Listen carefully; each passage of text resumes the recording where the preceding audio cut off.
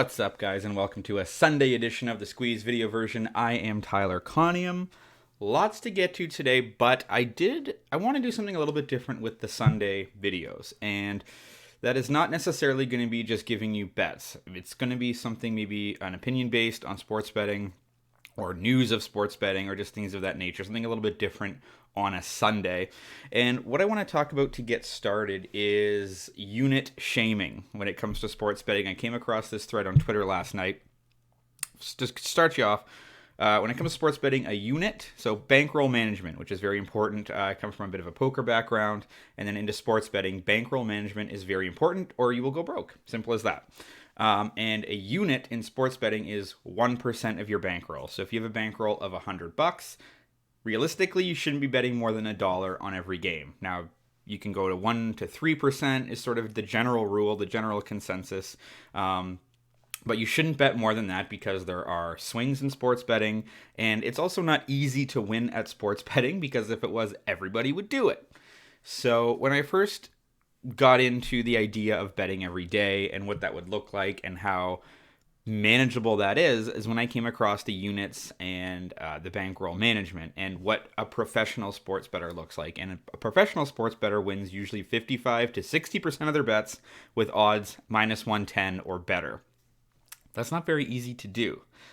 For anybody that bets frequently or often, it's not easy to do. And the reason that they say it's minus 110 is because if you bet, say you're betting $1 and it's minus 150 to win 50 cents back, you have two bets a day, right? And you bet $1 on each game. And the first bet you lose, you're down $1. And the second bet you've won, but the odds aren't very good. You've actually lost 50 cents. So you have to win more than you lose and at odds that are relatively easy. That's even. And that's not very easy to do.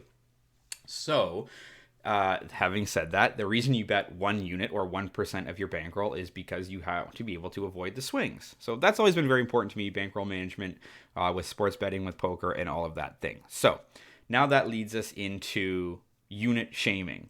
And you see this on Twitter all the time. Twitter is an interesting place when it comes to sports betting. I follow some really great people, some very open, very honest people, and some people who aren't at all, very shady.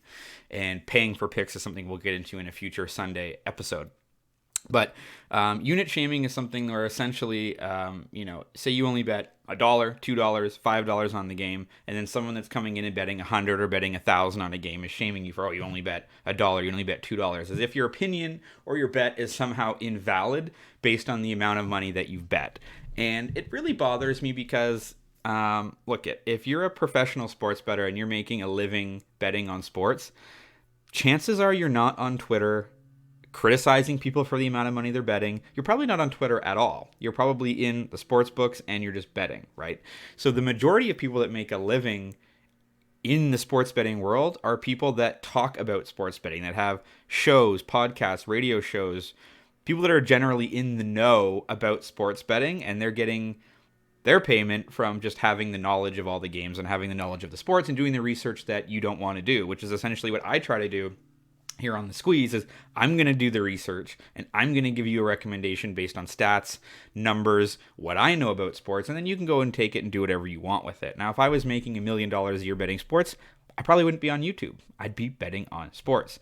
So to shame somebody for only betting $1, only betting $2, whatever it is so ludicrous to me, because this should be about fun. And to me, I have a 9-to-5 job, Monday to Friday. Sports betting is not my job, even though I do this every day and I bet almost every day.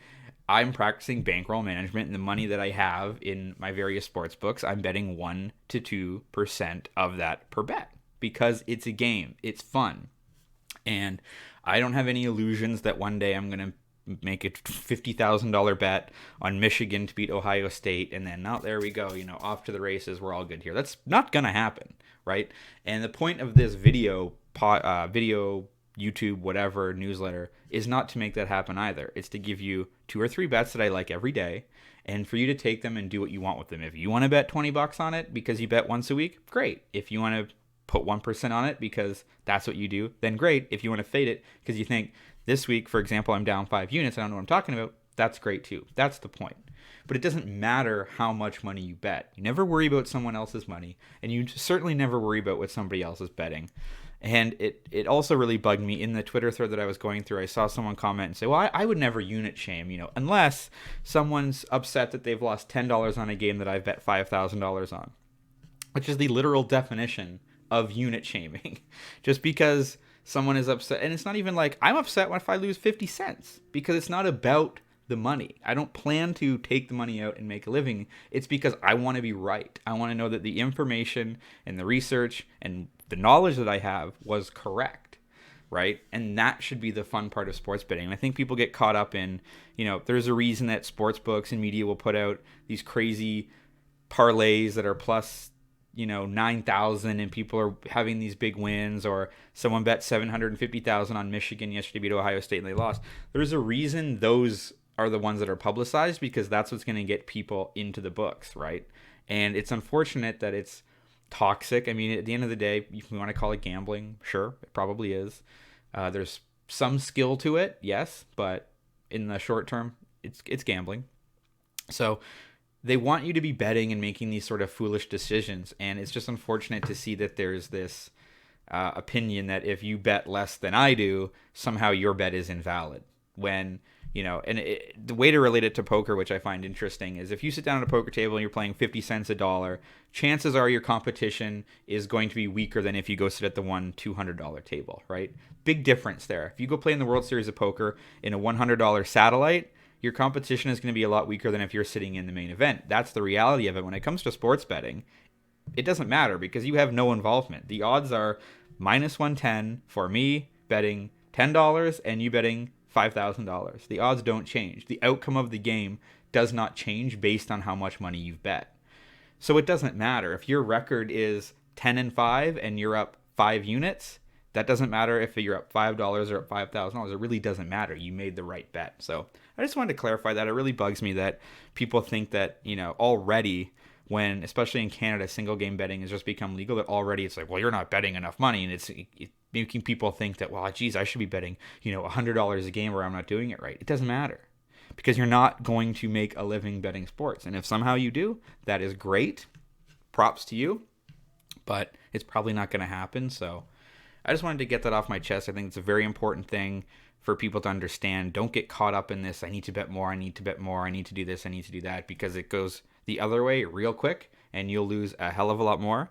And Danny Negreanu, famous Canadian poker player, always says it's better to win small than lose big. And that is also true for sports betting. So there's that. I do have 2 bets that I want to get to you today. I'm not going to give you a ton of research on them because I've already taken up quite a bit of your Friday, and Team Canada plays in 3 hours against Croatia.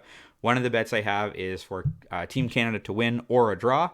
I got that at minus 150 at PointsBet. We've put 1.5 units down on that. Canada played great against Belgium. I think this is an absolute must-win game for them. And so why not? So Canada or a draw against Croatia. And then I've got 2 teasers, both from FanDuel that I like. And again, a teaser is you can take the spread and change it, and you'll pay a little bit more. So I've taken the Jaguars and the Titans. I've teased the Jaguars up to plus 9.5. I think Baltimore probably wins that game, but I think they probably win it by a field goal, maybe a touchdown. But I like the Jaguars at plus 9.5. And I've also taken the Titans and teased them up to plus 7.5. They're playing Cincinnati, and I quite like that. That's a minus 120 teaser. And the other one is 2 favorites now. So we've got the 49ers and the Eagles.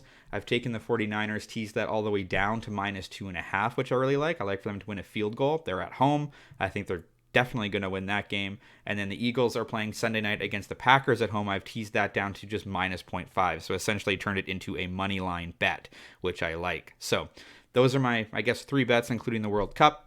Jaguars plus 9.5, Titans plus 7.5, a teaser at minus 120.